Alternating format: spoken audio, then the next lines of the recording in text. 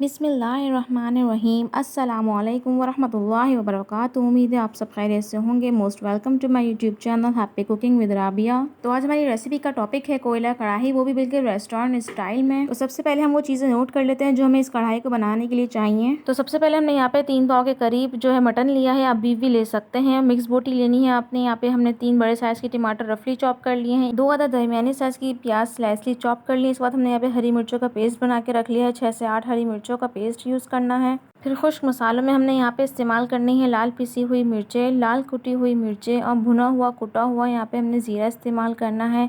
Then इसके बाद हमने यहाँ पे भुना हुआ कुटा हुआ धनिया इस्तेमाल करना है।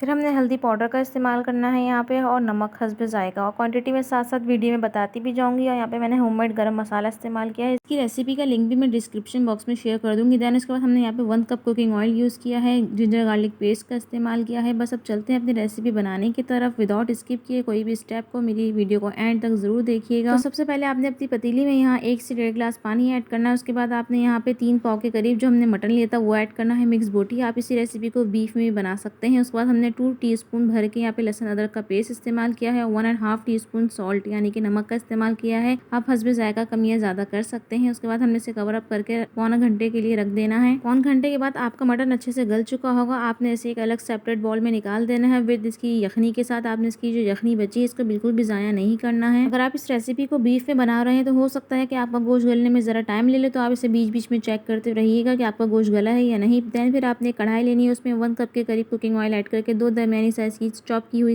प्याज उसमें ऐड करनी है और उसे फ्राई करना है। यहाँ पे प्याज को आपने सिर्फ 4 से 5 मिनट के लिए फ्राई करना है, क्योंकि इसे हमने यहाँ पे ब्राउन नहीं करना है। बस इतना फ्राई करना है कि ये हल्की सी सॉफ्ट हो जाए, ताकि हमारी कढ़ाई की जो ग्रेवी है वो बड़ी ज़बरदस्त सी तैयार हो। इस पॉइंट पे आके हमने यहाँ पे अपनी हरी मिर्चों का जो पेस्ट बना के रखा हुआ था वो ऐड करके इसे अच्छी तरह से मिक्सअप करना है। उसके बाद हमने यहाँ पे 3 बड़े साइज के टमाटर जो कि रफली चॉप करके रखे हुए थे वो ऐड करना है। इसे अच्छे से मिक्सअप करना है और कवर करके रख देना है तकरीबन 4 से 5 मिनट के लिए, ताकि हमारे टमाटर अच्छे से सॉफ्ट हो जाए, भुनाई करने में आसानी हो और एक अच्छा सा पेस्ट बन जाए। यहाँ पे आपने फ्लेम हाई करके इसकी इतनी अच्छी तरह भुनाई करनी है कि टमाटरों का पानी भी खुशक हो जाए। दैन इसके बाद आपने यहाँ पे अपना जो बॉईल करके हमने मीट रखा हुआ था लहसुन अदरक के पेस्ट में वो ऐड करना है। फिर आपने पेस्ट के साथ अपने गोश्त की अच्छे से भुनाई करनी है, बहुत ध्यान से कि आपका गोश्त यहाँ टूट ना जाए। दैन इसके बाद हम यहाँ पे ऐड करेंगे अपने तमाम तर खुश्क मसाले। तो सबसे पहले हमने यहाँ पे 1.5 टीस्पून भुना कुटा धनिया इस्तेमाल किया है। इसके बाद ऐड करेंगे यहाँ पे 1.5 टीस्पून भुना कुटा जीरा। दोनों चीज़ें यहाँ पे भुनी हुई ज़रूर होनी चाहिए, क्योंकि इससे कढ़ाई का फ्लेवर बड़ा इन्हेंस होकर सामने आता है। उसके बाद हम यहाँ पे ऐड करेंगे 1/2 टीस्पून लाल कुटी हुई मिर्चें,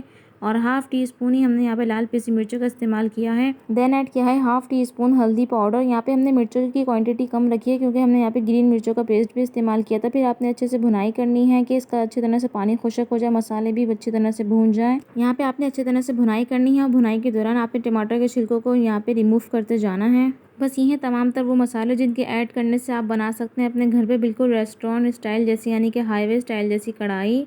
और आपको बिल्कुल ही बाजार के किसी भी किस्म के मसाले की कोई ज़रूरत नहीं रहती है। बस घर के कुछ मसाले हैं जिनको तरतीब से ऐड करने से आप बना सकते हैं मज़ेदार सी कोयला कढ़ाई, मटन हो या बीफ हो। फिर उसके बाद आपने यहाँ पे ऐड करना है 1/2 टीस्पून होममेड गरम मसाला। आप बाहर का मसाला यूज़ ना कीजिएगा, कोशिश कीजिएगा कि घर का होममेड गरम मसाला ही ऐड करें। बस यहाँ पे हमारी मज़ेदार सी कोयला कढ़ाई तैयार हो गई है। यहाँ पे हमने अपना चूल्हा बंद कर दिया है, और गार्निशिंग के लिए हमने इस्तेमाल करी है 3 से 4 हरी मिर्चें हाफ कट की हुई, और 2 इंच अदरक के टुकड़े को हमने बारीक बारीक स्लिम्स की तरह चॉप करके ऐड कर दिया है गार्निशिंग के तौर पे। अब हमने यहाँ पे कर देना है कोयले का दम। तो आप यहाँ पे फॉइल कप यूज़ कर सकते हैं या प्याज का छिलका। उसके आपने यहाँ पे दहकता हुआ कोयला ऐड करना है उसके ऊपर। उसके बाद 2 से 3 कतरे ऑयल के ऐड करके आपने फ़ौरन कवर अप करके दम देना है यहाँ पे 4 से 5 मिनट के लिए। यहाँ पे कोयले का दम देने के बाद आपका पूरा घर कोयला कढ़ाई की खुशबू से महक उठेगा। बस लीजिए, यहाँ पे हमारी ज़बरदस्त सी रेस्टोरेंट स्टाइल जैसी कोयला कढ़ाई बन के तैयार है।